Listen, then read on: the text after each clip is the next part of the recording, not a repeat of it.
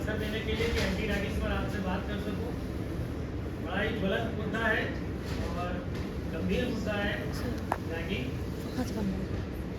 देश भर में रैगिंग को खत्म करने के लिए कई तरह के प्रयास किए जा रहे हैं। हमारा विश्वविद्यालय एक अनूठा विश्वविद्यालय है, विशिष्ट विश्वविद्यालय है।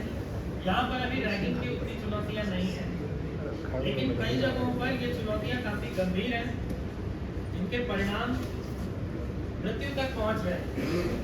तो आज की इस छोटी सी चर्चा में 15-20 मिनट की चर्चा में मैं आपको बताऊंगा कि रैगिंग की शुरुआत कैसे हुई, कहाँ से हुई, किस तरह के नियम अधिनियम इसको कंट्रोल करने के लिए बनाए जा रहे हैं, और हम ये समझने की कोशिश करेंगे कि क्या इतने सारे नियमों के होने से हमारे देश में रैगिंग कम हो रही है या नहीं हो रही।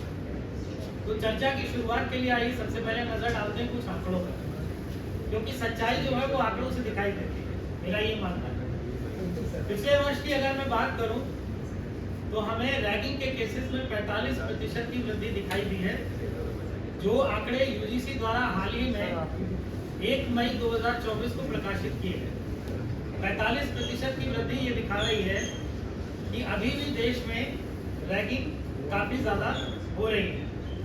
अगर संख्या की बात करें तो 1 जनवरी 2023 से लेकर के 28 अप्रैल 2024 तक यूजीसी यानी विश्वविद्यालय अनुदान आयोग को कुल 1240 रैगिंग के केसेस प्राप्त हुए, और ये रैगिंग के केसेस ये दर्शा रहे हैं कि लगातार वर्ष दर वर्ष रैगिंग के ऐसी घटनाओं की संख्या बढ़ रही है।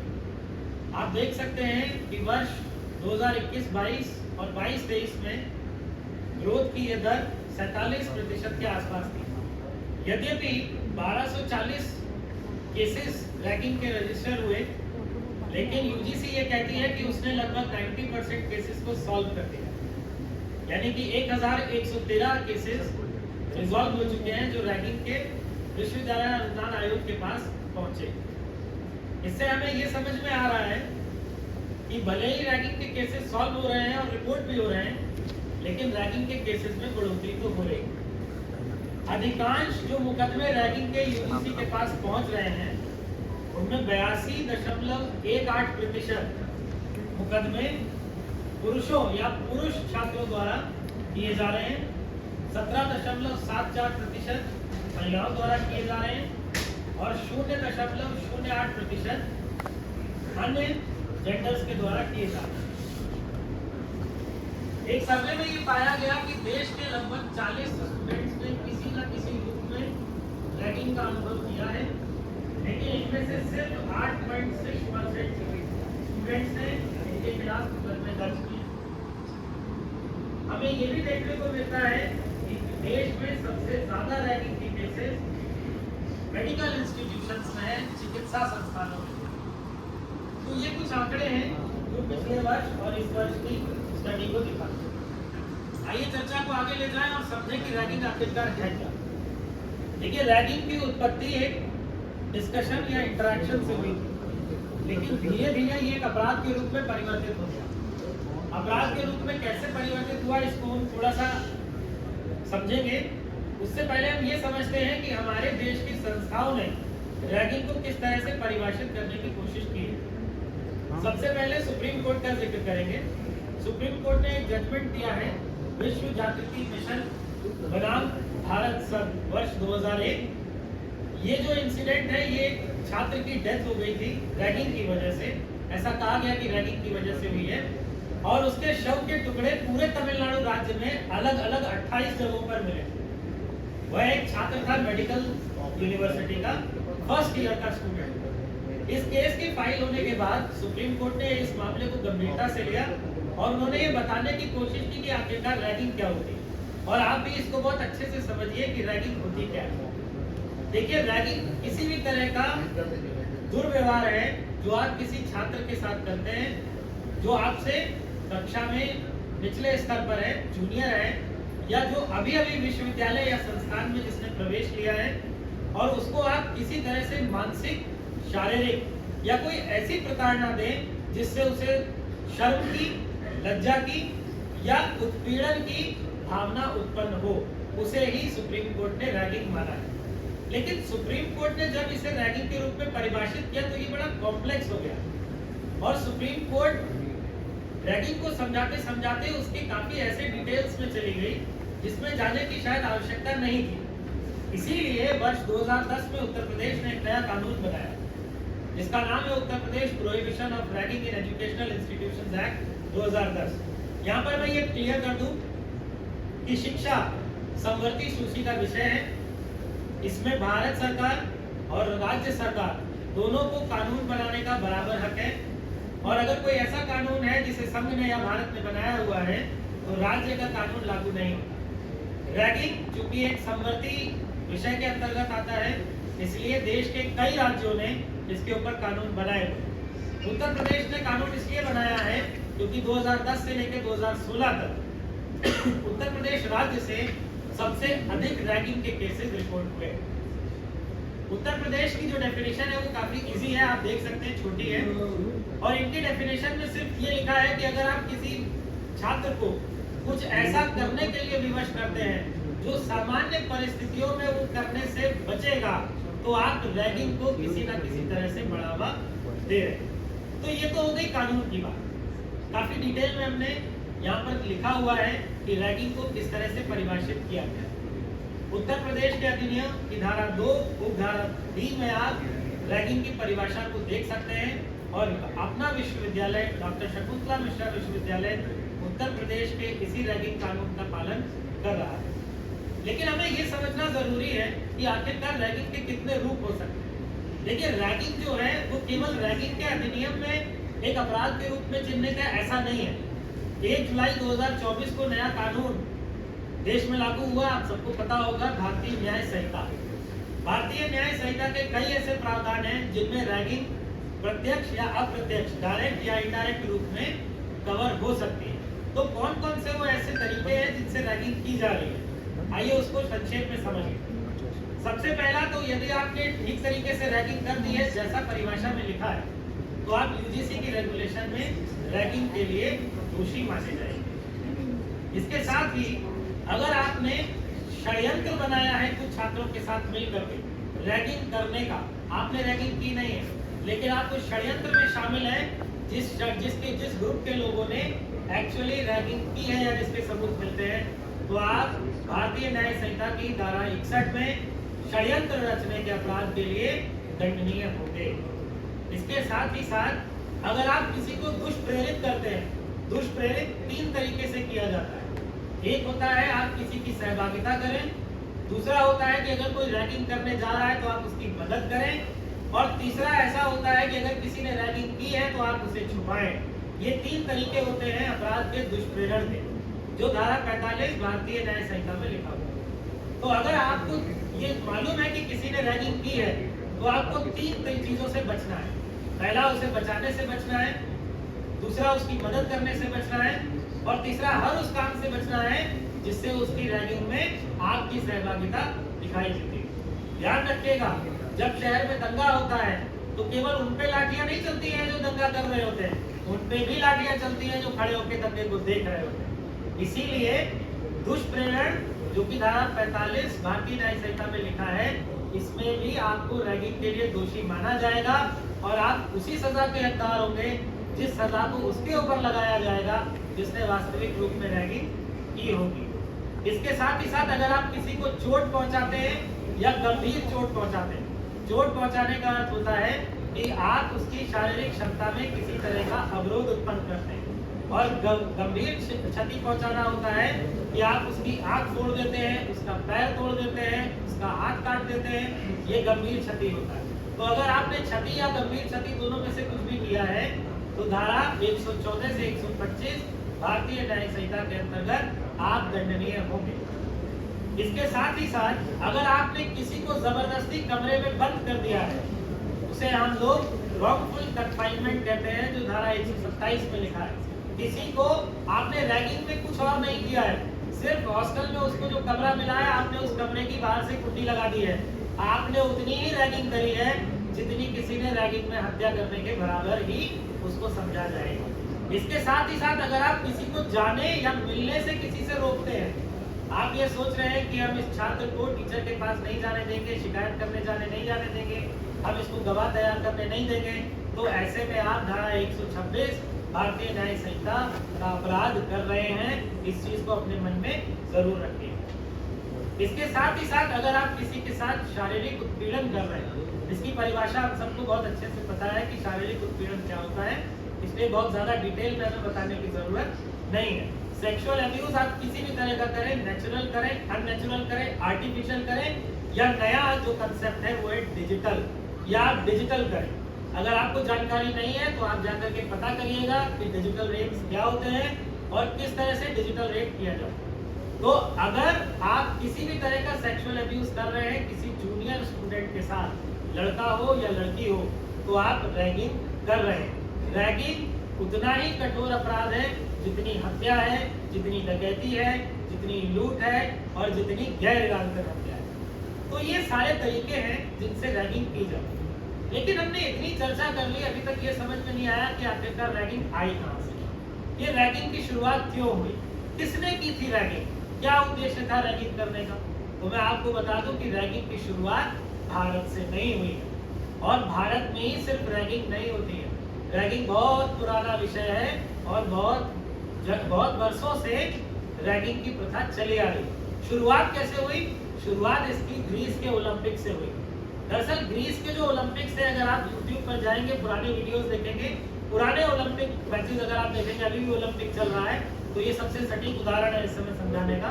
अगर आप पुराने ओलंपिक्स देखेंगे तो आपको दिखाई देगा कि उसमें काटने और पकड़ने के अलावा बाकी सारी छूट खिलाड़ियों को होती है। लेकिन खिलाड़ियों में खेल भावना को बनाए रखने के लिए, टीम स्पिरिट को बनाए रखने के लिए रैगिंग की शुरुआत हुई थी, क्योंकि कुछ खिलाड़ी पुराने होते थे, कुछ खिलाड़ी नए होते थे, तो इन सब के बीच में आपस में अंडरस्टैंडिंग अच्छी हो, इस उद्देश्य से शुरुआत हुई थी रैगिंग की।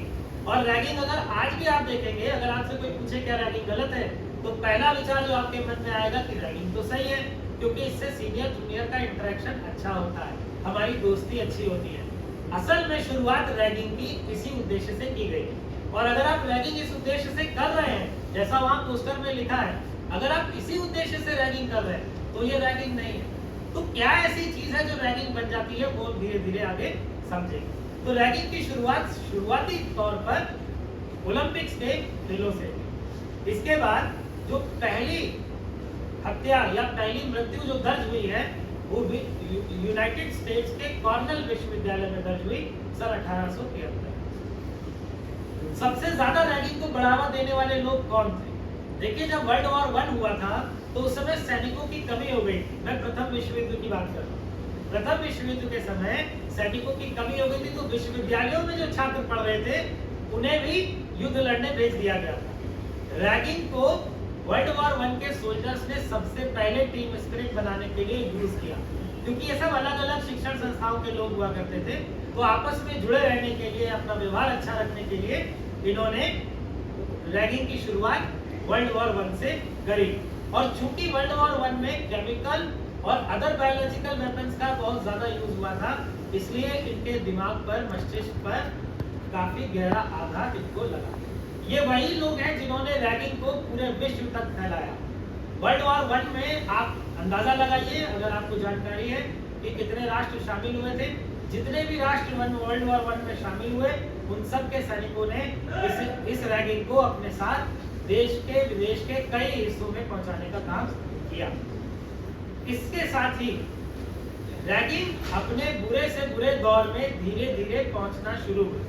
जैसे कि फ्रांस का अगर मैं एग्जांपल ले लूं, तो फ्रांस में अगर आपको मास्टर डिग्री लेनी होती थी उस जमाने में, तो आपको रैगिंग पास सर्टिफिकेट दिखाना होता था, तभी आपको मास्टर्स डिग्री मिलती थी। इसी के साथ हम ये यहाँ जान लें कि नीदरलैंड्स में 1960 तक जाते जाते रैगिंग इतनी गंभीर हो गई।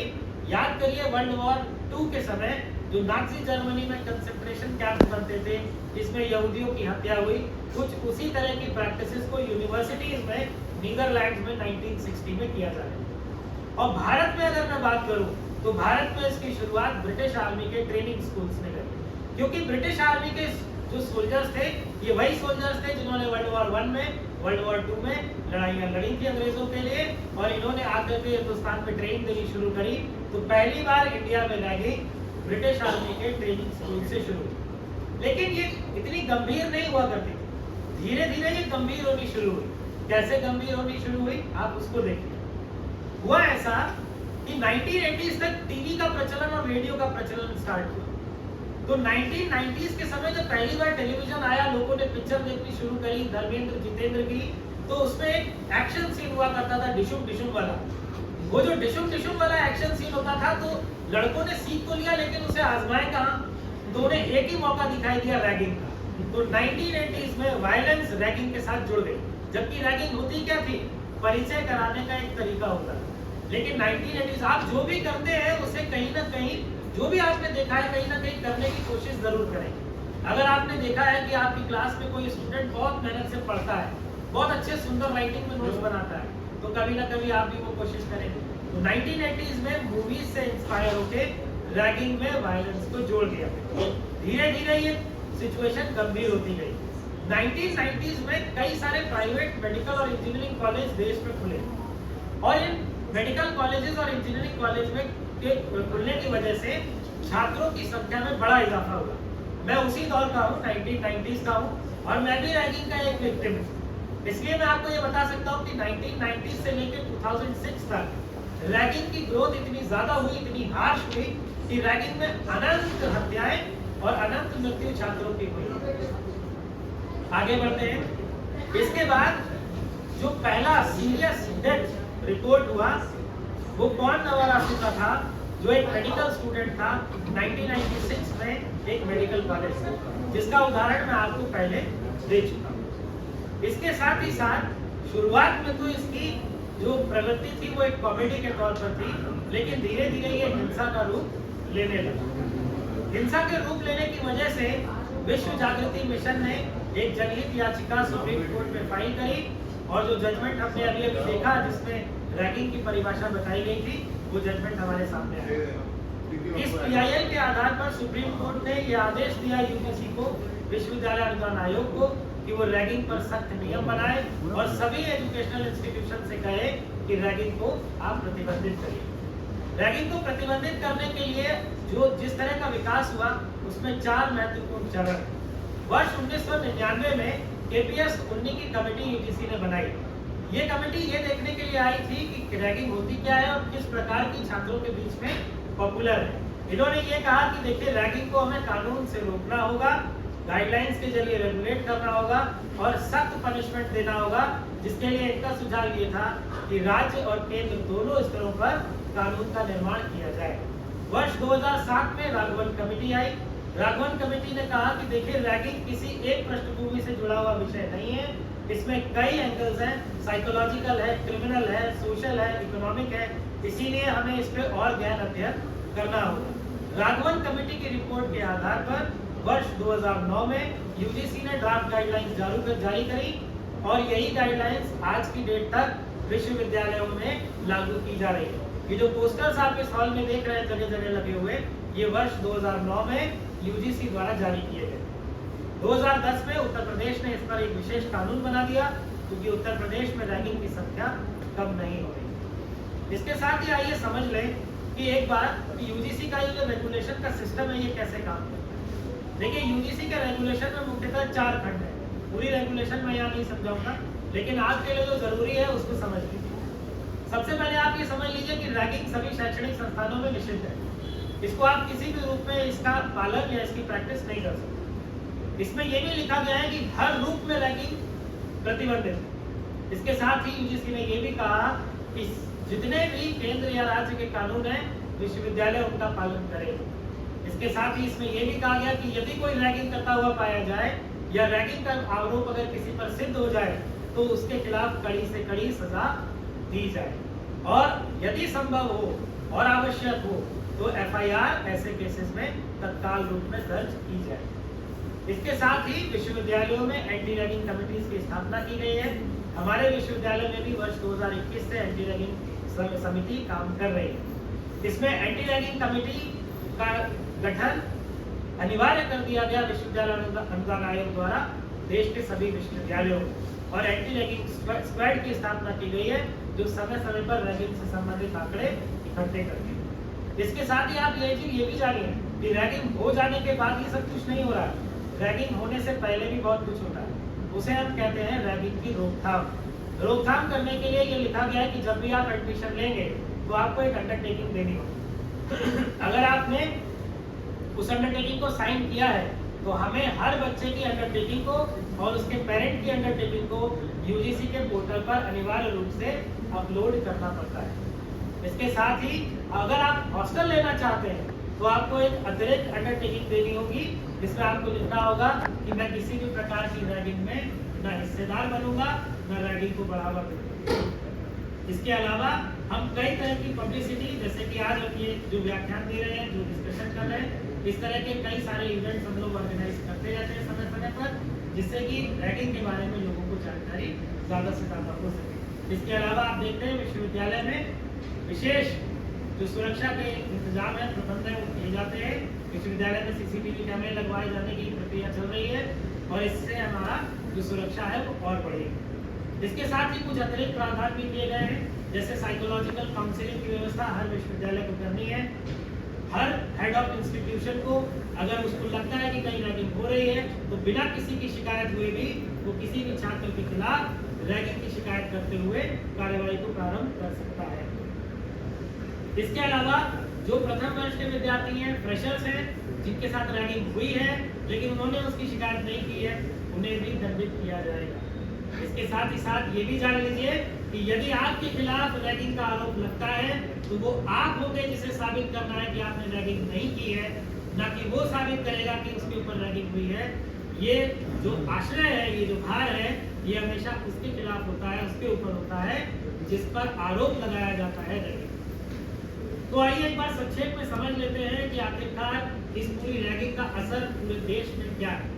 यहाँ पर एक छोटे से चार्ट में आप देख सकते हैं, भारत का मैप है। देख सकते हैं कि वर्ष 2009 से 2021 तक सबसे ज्यादा किस प्रदेश से रैगिंग के मुकदमे दर्ज हुए हैं। आपको दिखाई दे रहा है कि वो हमारा प्यारा राज्य उत्तर प्रदेश है, जिससे 1300 रैगिंग के मुकदमे यूजीसी तक पहुंचे। आइए अब संक्षेप में एक बार जान लेते हैं कि आखिरकार अगर किसी के साथ रैगिंग हो जाए तो हमें क्या करना चाहिए। कम से कम आपको प्रक्रिया पता होनी चाहिए। अगर आप सीनियर स्टूडेंट हैं तो हो सकता है जूनियर में किसी के साथ रैगिंग हो जाए, आपके विभाग का है नहीं है, यहाँ पर वो इम्पोर्टेंट नहीं है। कम से कम आजकल चूंकि ज्ञान का संसार है तो इन्फॉर्मेशन और नॉलेज इज पावर। देखिए, जिसके साथ भी रैगिंग हुई है वो बनता है शिकायत करता, यानी कि विक्टिम, और उसे देनी होती है एक कंप्लेंट। वो कंप्लेंट किसे दे सकता है? वो कंप्लेंट दे सकता है विश्वविद्यालय के वाइस चांसलर को या किसी भी फैकल्टी मेंबर को। हम सब यहाँ पर शिक्षक हैं, आपकी सहायता के लिए हैं, और हम सब किसी भी विक्टिम की कंप्लेंट को लेकर के उस पर एक्शन ले सकते हैं। इसके अलावा अगर हमें खुद भी लगता है कि किसी के साथ रैगिंग हो रही है तो भी हम इसकी सूचना विश्वविद्यालय में गठित एंटी रैगिंग कमेटी को देंगे। एंटी रैगिंग कमेटी को जैसे ही कंप्लेंट मिलेगी उसके दो आशय निकलेंगे, या तो जिसके खिलाफ शिकायत हुई है वो गिल्टी है या तो वो गिल्टी नहीं है, यानी या तो वो दोषी है या तो वो दोषी नहीं है। अगर वो दोषी नहीं है ऐसा लग रहा है तो उसकी जानकारी हम सबसे पहले उसे देते हैं जो विक्टिम होता है, और जानकारी देने के बाद हम शुरुआत करते हैं इंक्वायरी प्रोसीडिंग्स की। इंक्वायरी प्रोसीडिंग्स आमतौर पर बयान लिए जाते हैं, बुलाया जाता है, घटना की जांच पड़ताल होती है और उससे दो नतीजे निकलते हैं, या तो आरोप सिद्ध होता है या आरोप सिद्ध नहीं होता है। अगर आरोप सिद्ध होता है तो फिर मिलती है सजा, और अगर आप प्रारंभिक रूप में ही अगर आप गुनहगार हैं तो भी आपको मिलती है सजा। जो भी सजा आपको मिलेगी आप उसके खिलाफ विश्वविद्यालय में अपील भी कर सकते हैं। ये संक्षेप में प्रक्रिया है। अगर आपको याद रखनी है तो ये चार्ट डायग्राम आप देख सकते हैं। इस डायग्राम में जो संक्षिप्त प्रक्रिया है वो मैंने आपको एक्सप्लेन किया। अब आइए छोटा सा ये समझ लेते हैं कि आखिरकार रैगिंग किसी ने कर दी तो क्या पनिशमेंट मिलेगा, क्योंकि ज्यादातर बच्चे घबराते रैगिंग से नहीं है, उसकी सजा से। तो पहली जो सजा है वो ये है कि उत्तर प्रदेश के कानून की अगर मैं बात करूं तो आपको 7 दिन के अंदर अंदर इंक्वायरी करते हुए विश्वविद्यालय से निष्कासित कर दिया जाएगा, और उस निष्कासन के दंड में ये लिखा होगा कि देश के किसी भी शैक्षिक संस्थान में कम से कम 5 वर्ष आपको किसी भी कोर्स में एडमिशन ना दिया जाए। अगर ये आपके खिलाफ ऐसा आदेश पारित होता है तो आप समझ लीजिए कि 5 वर्ष आपकी पढ़ाई के खत्म हो जाएंगे। इसके साथ ही साथ यदि एफआईआर दर्ज हो गई है और पुलिस प्रक्रिया शुरू हो गई है, यानी 161, 164, 162 के बयान दर्ज किए जा चुके हैं, तो आपके खिलाफ 2 साल की सजा या फिर 10,000 रुपए का जुर्माना किया जा सकता है।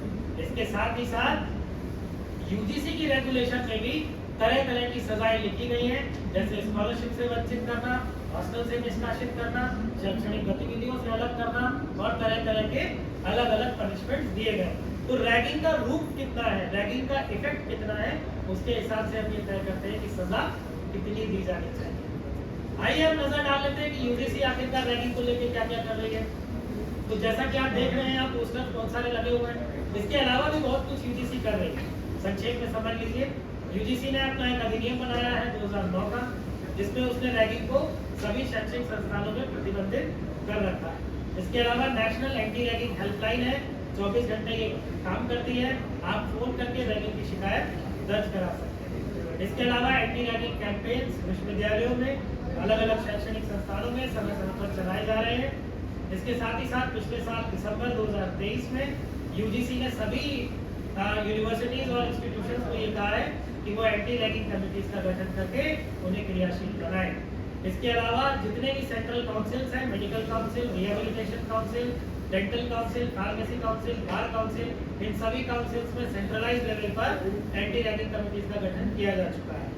तो अगर आप किसी प्रोफेशनल कोर्स में हैं तो ये जरूर ध्यान रखिएगा कि अगर आपने रैगिंग करी तो एक तो आपका एमबीबीएस कोर्स जाएगा और दूसरा आपका परमानेंट डीएफिलिएशन हो जाएगा मेडिकल काउंसिल में।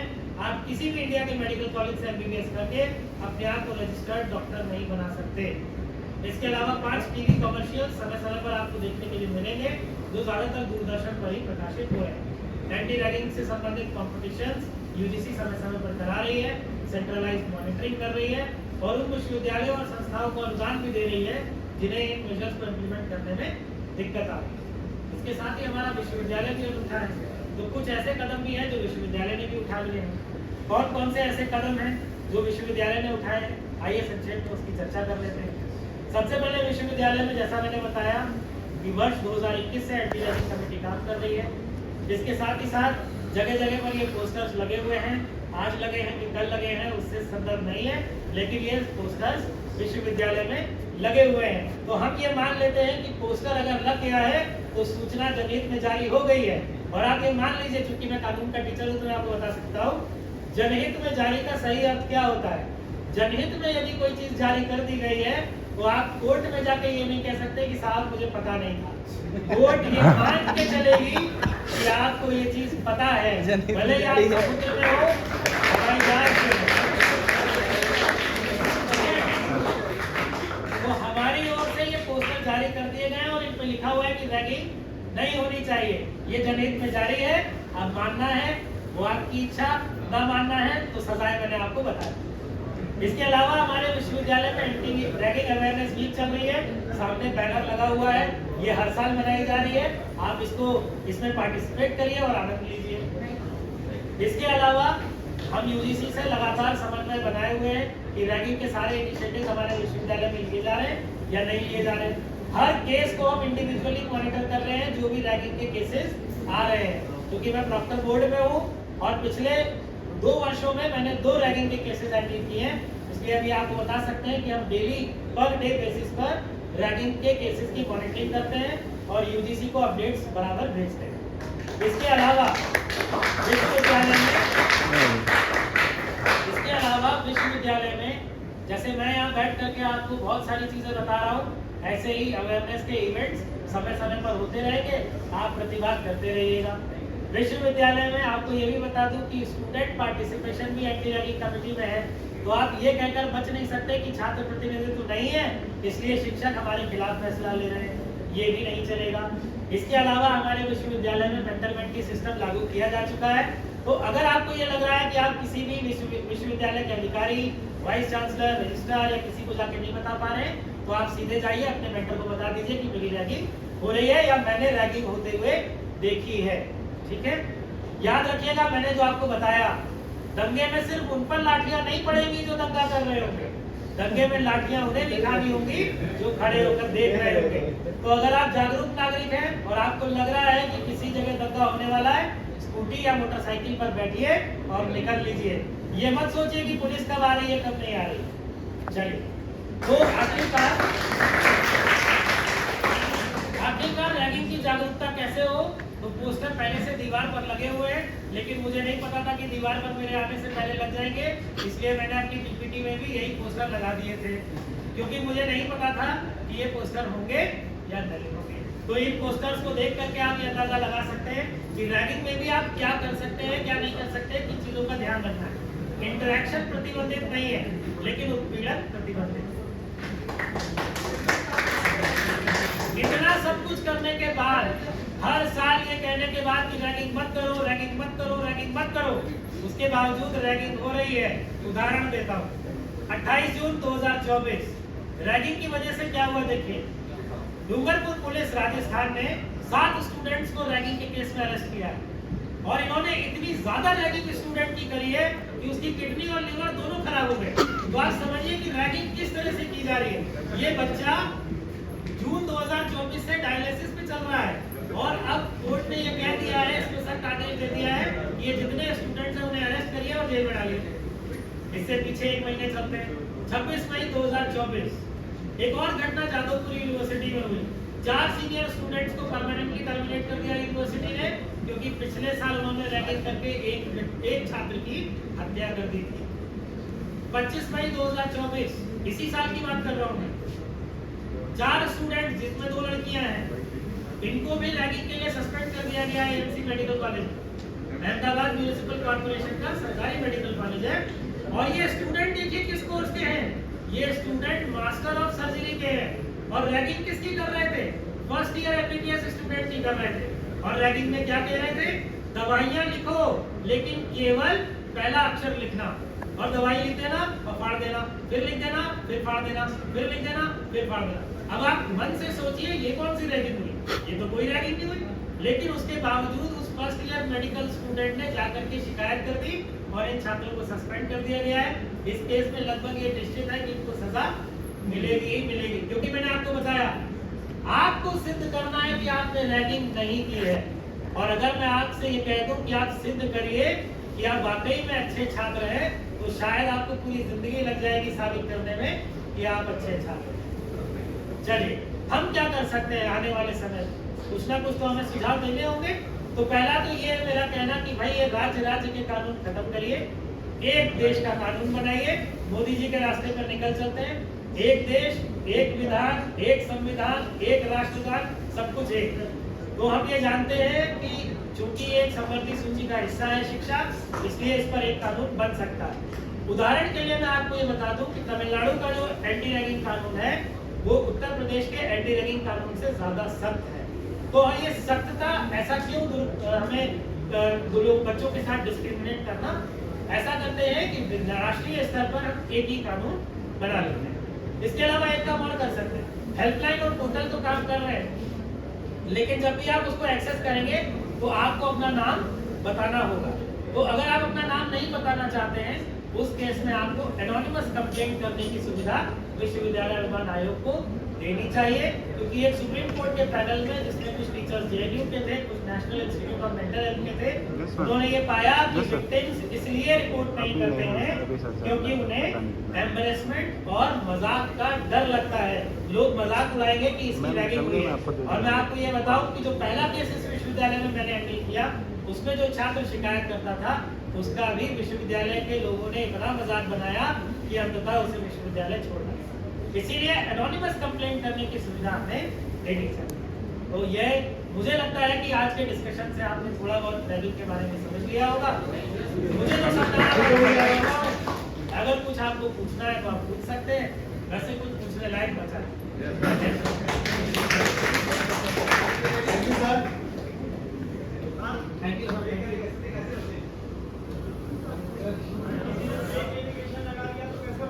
क्या कह रहे हैं? किसी ने सर फेक एलिगेशन लगा दिया तो कैसे बचेंगे? अपने आप को सच साबित करके वो नहीं हो पाएगा।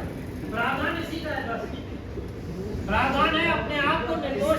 आपको एक नेक्स्ट सलाह है भाई, ये जागरूकता का अपने जूनियर से कम 6 महीने दूरी बनाकर रखे, कुछ दूरी। देखिए सर की बात को मैं थोड़ा सा जोड़ दूं। किसी से बात न करना भी उसका टॉर्चर होता है, ठीक है? वो इस चीज का भी ध्यान रखिएगा। हो सकता है कि आपके जूनियर्स इस बात की शिकायत करते हैं कि हमारे सीनियर बात ही नहीं करते। सर कुल मिला के सहमति ना आने दो तो हाँ? देखिए, माहौल अच्छा बनाइए, सबसे अच्छी चीज वो है एक हेल्दी माहौल और एक हेल्दी एटमॉस्फेयर होना चाहिए। सर जब हेल्दी मॉडल में कोई खराबी नहीं होगी। यदि कोई जूनियर आपसे मना कर रहा है, ना कह रहा है, तो उसका मतलब ना ही होता है। आपको उस पर जबरदस्ती के साथ कोई एक्शन नहीं होगा। यदि वो बच्चा कहता है सर मेरे से नहीं होता तो चुपचाप हो जाइए, हट जाइए। यदि उसके बाद उसने बोल दिया कि मेरे